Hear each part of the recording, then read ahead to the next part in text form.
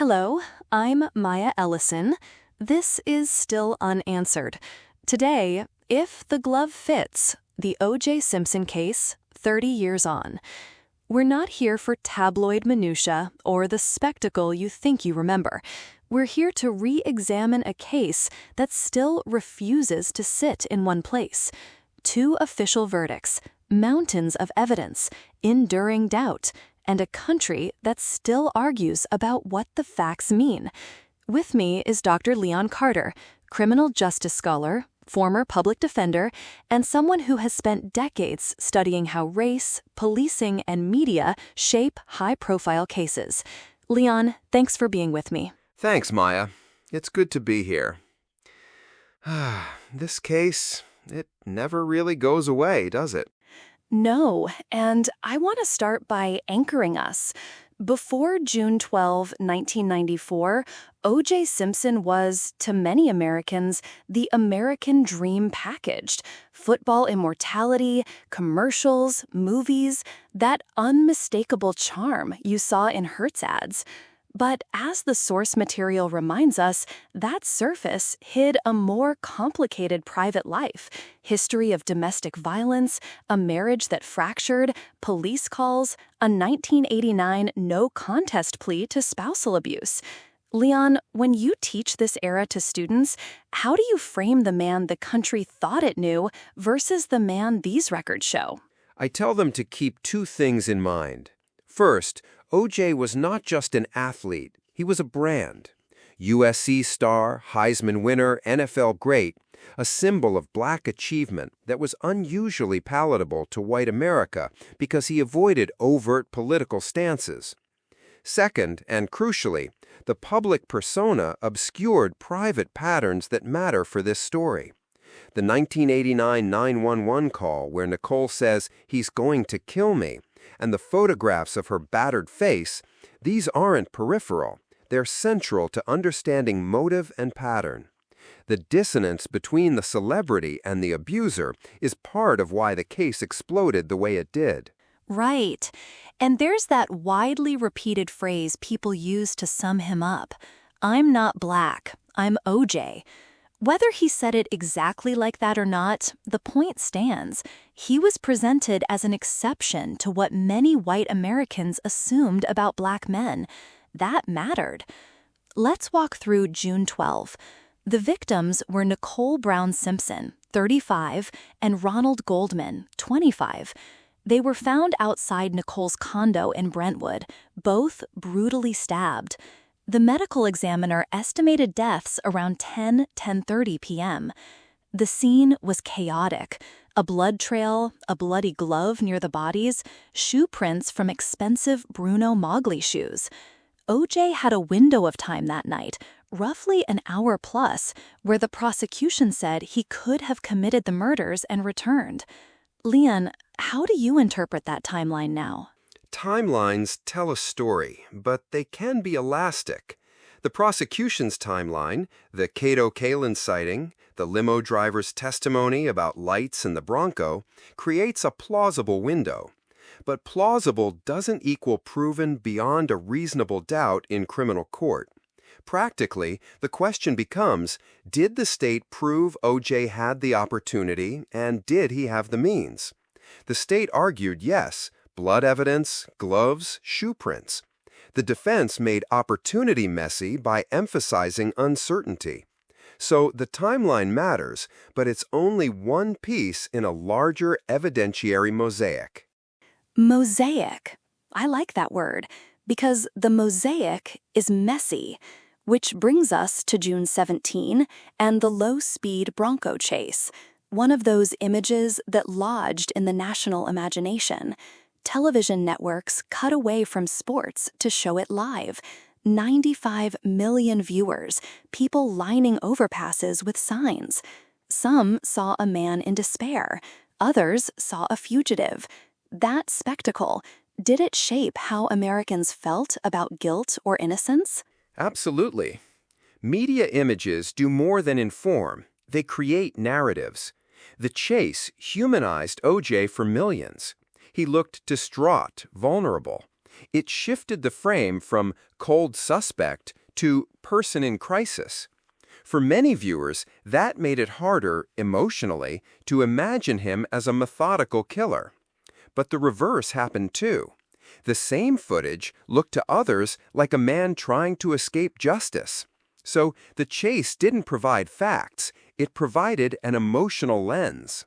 And that lens mattered when the trial began, January 24th, 1995, later dubbed the trial of the century.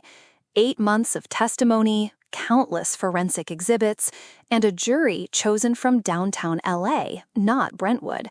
Jurors were predominantly black, and the trial sat on top of a recent and explosive history, the Rodney King beating, the 1992 riots, a community that had every reason to distrust LAPD.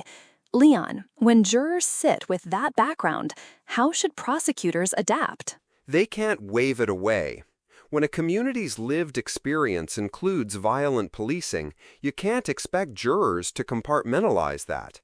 Prosecutors should anticipate credibility attacks against police evidence and prepare to shore up chain of custody, transparency in procedures, and independent verification, especially for forensic work.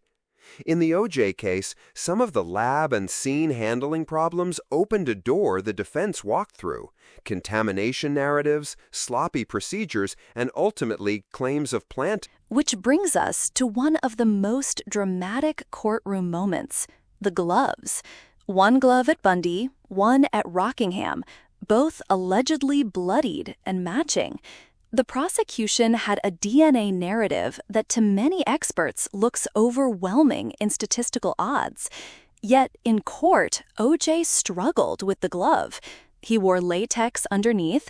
The gloves had been soaked and dried and may have shrunk. Johnny Cochran turned that into a single line that lives in legal folklore: if it doesn't fit, you must acquit. It's almost theatrical. Leon, was that the turning point? For many jurors and many viewers, it was symbolically huge. It was simple, visual, and emotionally resonant. Trials are won in jurors' imaginations as much as in technical exhibits. But we should be careful about causation. The glove moment didn't occur in a vacuum. It followed months of attacks on police credibility, the Furman tapes, and jurors' struggles to digest DNA evidence that was new to many. The glove moment was a catalyst, a way to crystallize reasonable doubt into a single image. Let's unpack the Furman dimension. Detective Mark Furman discovered the Rockingham glove.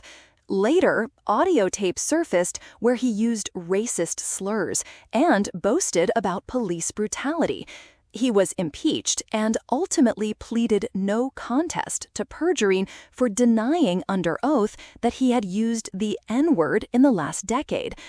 For a black juror who lived through Rodney King and the 92 riots, Cochran's portrait of Furman as a symbol of a corrupt LAPD had deep resonance. In your view, did the Furman tapes undermine the physical evidence or merely the prosecution's presentation of it? Both, to an extent. The tapes attacked Furman's credibility directly. If the officer who discovered a key piece of evidence has a documented history of racism and lies, jurors are justified in doubting everything he handled. That ripple effect matters because investigators don't operate in sterile isolation. Even if Furman didn't plant the glove, his credibility problems allowed the defense to paint a picture of an institution capable of planting. The tapes didn't nullify the DNA or blood statistics, but they raised a reasonable doubt about handling and integrity. And that's often enough in criminal court. And those DNA statistics, astronomically small odds that someone else's blood matched, were presented. But the defense raised issues about contamination, samples handled without gloves, storage problems, inconsistent logs. The defense team included Barry Scheck and Peter Neufeld, who specialized in undermining DNA by pointing to lab errors. How much did real forensic shortcomings in the 1990s contribute to the jury's hesitancy? Significantly. Forensics was less standardized then. Laboratories had uneven protocols, and public understanding of DNA was limited. When you tell jurors 1 in billions, that sounds powerful, until the defense points out that the swabs weren't refrigerated or that the chain of custody seemed sloppy. Those are human and technical failings that diminish the perceived certainty of the science. It's different today.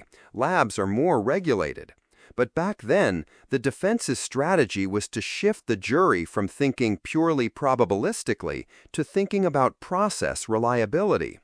That shift undercut the awe DNA sometimes inspires. So, a combination of procedural issues, racially fraud context, and a striking courtroom moment.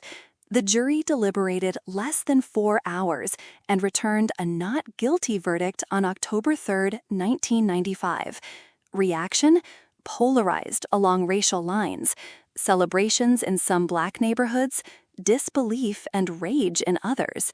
But then the civil trial, starting in October 1996, uses a lower standard, preponderance of evidence, no cameras, and a different judge who limited race-based attacks.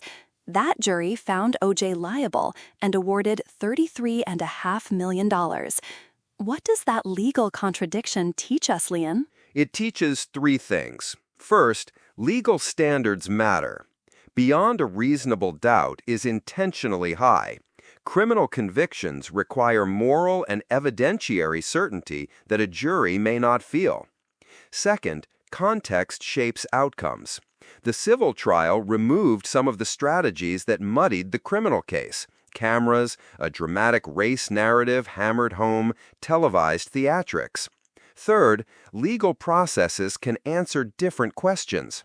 Criminal courts assess whether the state proved criminal guilt beyond reasonable doubt. Civil courts assess liability by weighing probabilities.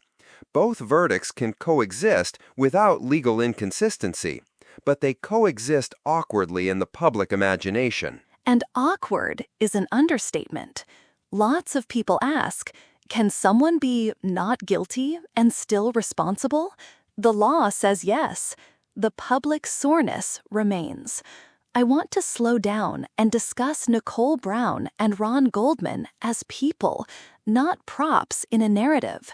The source material reminds us Nicole had a complex life, mother, daughter of immigrants, a woman trying to leave a violent relationship. Her diaries, which were excluded in the criminal trial but allowed in the civil suit, paint a sustained picture of fear and abuse. Ron Goldman was a young man with his life ahead of him. The families suffered. How have legal narratives historically centered or erased victims in cases like this? Too often, they center the famous defendant, especially when he's a celebrity. In the O.J. saga, Nicole and Ron are sometimes rendered as footnotes to a celebrity drama. That affects how we empathize and how the media covers violence. For decades, domestic violence victims have been marginalized. Nicole's diaries, once admitted in civil court, finally allowed her to speak for herself on record. But it was too late for legal justice. The case exposed how celebrity can eclipse the victim's humanity. And the broader domestic violence question: why did it take a murder trial for many Americans to take Nicole's history seriously? Why did earlier calls, 911 in 1989, police reports, fail to produce sustained accountability? Because domestic violence historically was framed as a private matter. Law enforcement, courts, and communities often minimized it. Nicole's status as a celebrity complicated things. Some may have assumed she was protected, or that rumors were tabloid fodder. There were also systemic failures. Police were not always trained or incentivized to treat domestic calls as serious crimes. The O.J. case forced public attention, but it also showed the limits of attention when filtered through spectacle and celebrity. Let's talk about alternative theories. Over the years, people proposed other suspects, ideas of multiple attackers, drug-related scenarios. Officially, no alternative suspect has been credibly pursued to overturn public suspicion on O.J. Is that absence definitive? Or could intense focus on O.J. have narrowed the investigation in ways that left real leads unexplored? We have to be careful with counterfactuals. Investigative focus on a prime suspect is standard, and given the history of abuse, the Bronco evidence, and the DNA links, it was reasonable for investigators to zero in on O.J. That said, tunnel vision can happen. Confirmation bias, resource allocation, and the rush to solve a high-profile case can close off lines of inquiry. But after decades, no credible alternative suspect has produced concrete leads. So absence of official pursuit doesn't equal innocence or guilt. It simply leaves the door open to unanswered questions. Which is exactly what this show is about. Now, post-trial, O.J.'s life didn't end. He wrote, or at least participated in, a book called If I Did It that reads like a hypothetical confession. The Goldmans won rights to it and published it with the "if" minimized. He later went to prison for a separate Las Vegas robbery in 2008 and was released in 2017. He died in 2024 of prostate cancer. The public reaction to his death was mixed. Fred Goldman said it ended any hope for true accountability. With his death, do we close the moral ledger, or is ambiguity preserved? Death closes the legal book in the sense that no new criminal accountability is possible. Morally and socially, ambiguity keeps breathing.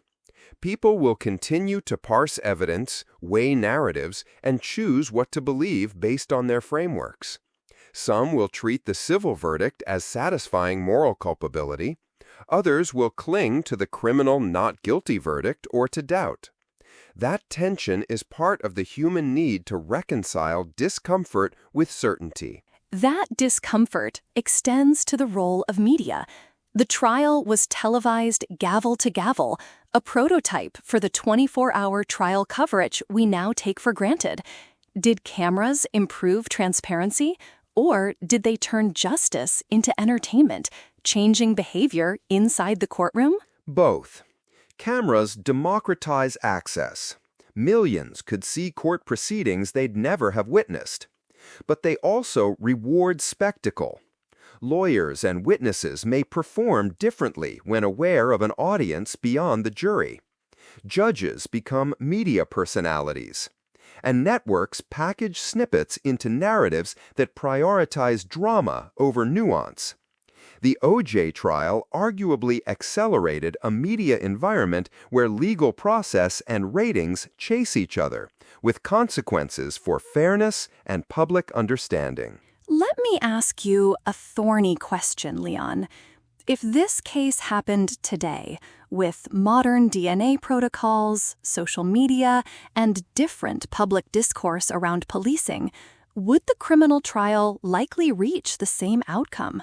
Speculation alert. But reasonably, some things would be different. Forensic labs today are more standardized. Chain of custody protocols and accreditation would reduce some contamination claims. That could narrow defense openings on technical grounds. On the other hand, social media amplifies narratives and can polarize a jury pool earlier. The conversation about policing and race is more public now, but it's also more politicized. So while some evidentiary elements might be firmer, the trial's social dynamics would still be messy, perhaps different in tone, not necessarily in outcome. Short answer, we can't know. I want to bring up the jurors. A few later spoke on camera and in documentaries, offering glimpses into their thinking. Some said they never thought O.J. was innocent in their hearts, but felt the state hadn't proven the case beyond a reasonable doubt. Others said the defense made them distrust the police evidence. What does that tell us about how jurors weigh emotion and science? It tells us jurors are doing a human calculus. They don't have to be scientists. They have to be reasonable. If they hear two competing narratives, one backed by complex science and one backed by simple, credible allegations of police deception, some will default to skepticism. Jurors are influenced by demeanor, by arguments that resonate with lived experience, and by how clearly lawyers explain evidence. The criminal standard is designed to protect against wrongful conviction, and sometimes that means acquittal, even when a juror privately suspects guilt. Let's pause for a beat. I want to read a line from the source material that I keep coming back to. This episode re-examines the O.J. Simpson case as a quintessential American mystery.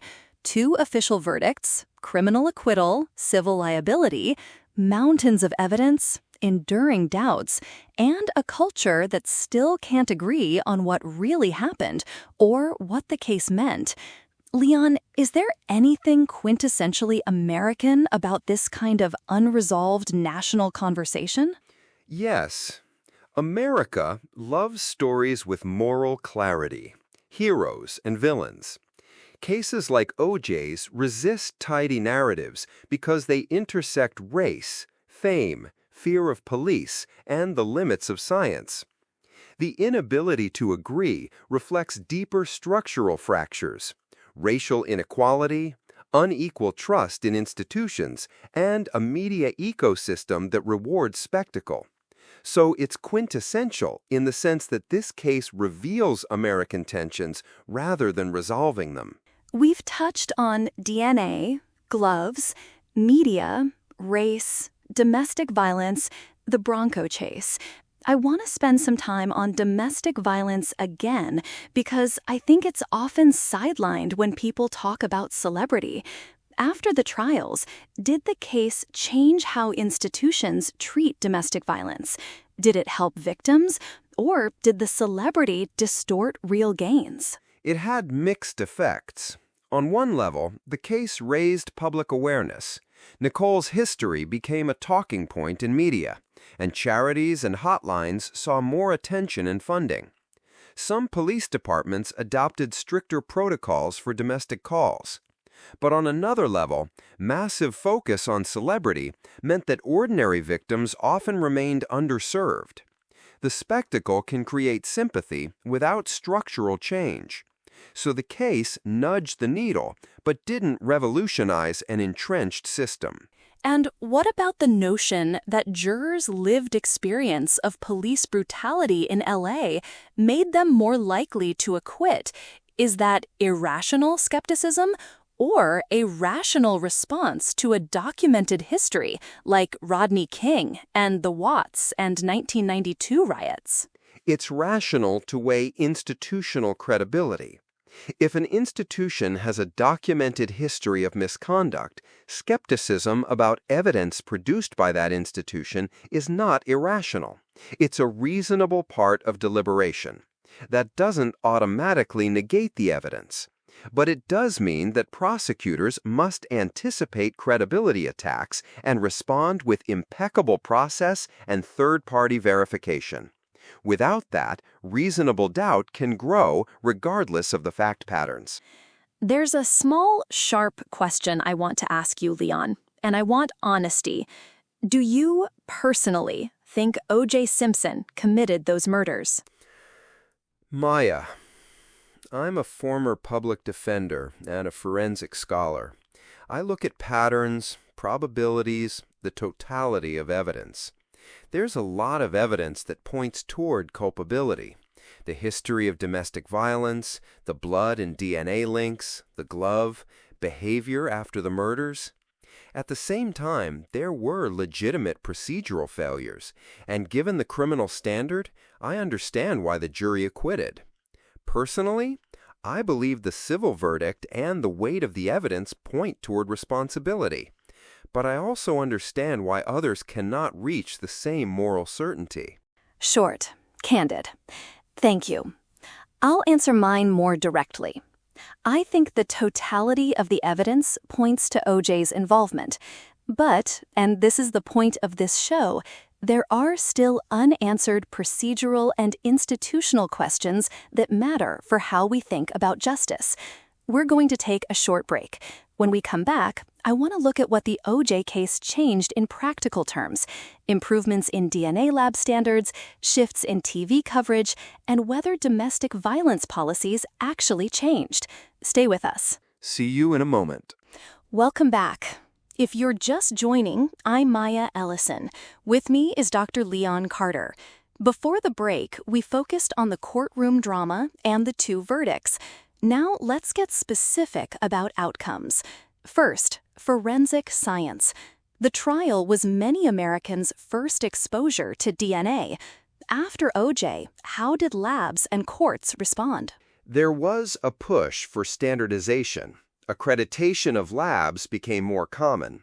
There was greater emphasis on chain of custody documentation, training for technicians, and improved protocols for evidence collection and storage.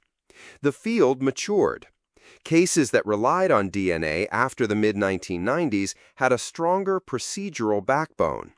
So, in that sense, the case catalyzed improvements, a somewhat positive institutional change born out of a messy episode. Cameras in court. Judges became more reluctant to allow TV coverage in certain trials after this, right? Yes. The OJ trial demonstrated both the value of transparency and the costs of spectacle. Many courts tightened rules on cameras, limiting access or forbidding live gavel-to-gavel feeds for high-profile cases. The argument being, we want the public to see justice, but not at the expense of fair process, and without the court being turned into a stage. And domestic violence? There were policy shifts. More training for officers responding to domestic calls, some jurisdictions adopting mandatory arrest policies, and increased funding for shelters and hotlines. But these changes were uneven and dependent on local politics.